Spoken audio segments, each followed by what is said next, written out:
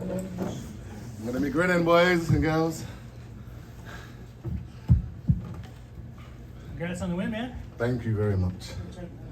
Hold on. Sorry, man. Technical difficulties here. That's all. Okay. Talk us through that, man, because it didn't start out perfect, but it ended perfect for you. Yeah, it didn't end. It didn't start the way I expected at all. But like me, my mind coach said, adversity and game plans, and what can you do when it doesn't go your way? And I said, keep calm, and get back to work. And the groundwork didn't work for me. That's what usually is my bread and butter. But today it was the hands. I'm not mad about that at all. So obviously wanted to get that revenge back because we're one apiece now. But yeah, I think that's probably the best way for myself to get a little bit of vengeance back. You talked about like sort of the mental side of things. So when you're in there and things aren't going your way, is there anything different about you now where you tell yourself, all right, not a big deal, stay calm, ride this out for a second, and when we get back up, we know what we got to do. 100%. If this was me, maybe even like 6-10 fights ago, I would have panicked. As soon as we got back to our feet, I would have done some stupid stuff and probably tried to take him down.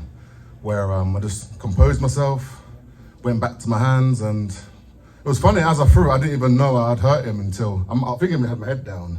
And then when I looked up, he was on the floor. So then I went obviously to the ground and then ended up getting, I think, mount. I said I wouldn't do mount, didn't I? But when someone's in trouble, I think all that goes out the window, and then landed some elbows and got the KO.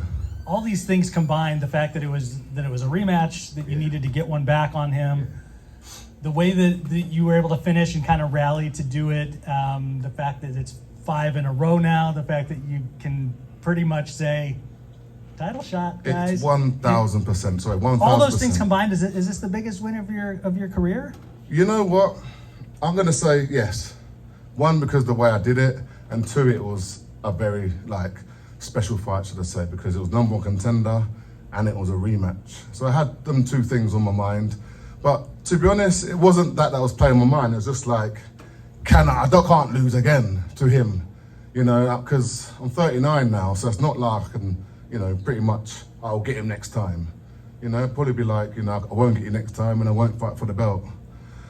So yeah, it was just, I think, the ice on the cake to get the win, and the win the way I did as well. But you're a heavyweight 39, which is like a 32 for everybody else, it seems like in MMA. It really is. Does that give you a lot of comfort? I mean, 40 is the number that people like me start asking guys like you, hey man, are you thinking about hanging it up? So, I mean, you're pushing 40, but you're a heavyweight. You could probably do this for 10 years. Yeah, and no lie, I think when I was light heavyweight, cutting that weight was brutal.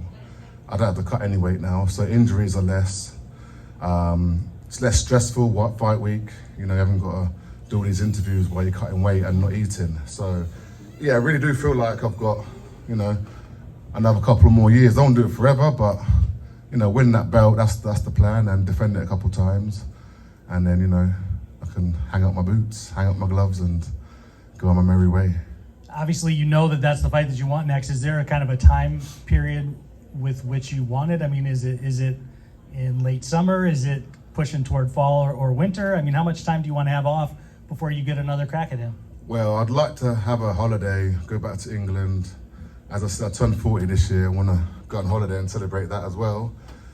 So yeah, maybe fall, maybe Christmas. Well, not Christmas, obviously I'd like to celebrate Christmas, but yeah, at least fall, at least, yeah. What's up, Big Storm? Congrats on the win. Respect, man. Saw your shirt, pretty cool slogan. Thank you. Did you foreshadow maybe a TKO happening? Yes, it was crazy. I had a little nap this morning or this afternoon, just fell asleep watching TV. And I actually had like a little premonition dream of me dropping him and then ground and pounding him. It wasn't, I don't even know when it would happen, first, second round, whatever. So yeah, it just sort of happened, man. So, I can't complain with that big win. And you've spoken about getting a mind coach. What would you say is the biggest thing you've learned about yourself during this time? That just because you lose, it's not the end of all. It's what you do from the loss. You can go home and cry and, give it all up, or you can fix those mistakes and then come back and win 5 in a row like I have just done. I really didn't think and again, it was when I fought Modowski last time, that's when I wanted to retire. I was like, I'm done. And that was a 3-round fight. So it was very brutal on me. And I wanted to hang up the boots, hang up the gloves, and my mind coach was like, nah, you can come back from this, and I have. And biggest win of your career, I have to ask, how are we celebrating, lad? Nando's. I have to go back to England for Nando's, so I'm not going to wait that long. I don't know. We'll see what happens, just take it as it is. I'm pretty boring when it comes to celebrating for my fights. I'd rather celebrate my birthday. So we'll see what happens. Thanks, bud. No worries, thank you. They got Nando's in the States now, Sorry? They got Nando's over here now. Yeah? In the States. Where? There's a couple in Chicago. I'm from Chicago. There's a few there.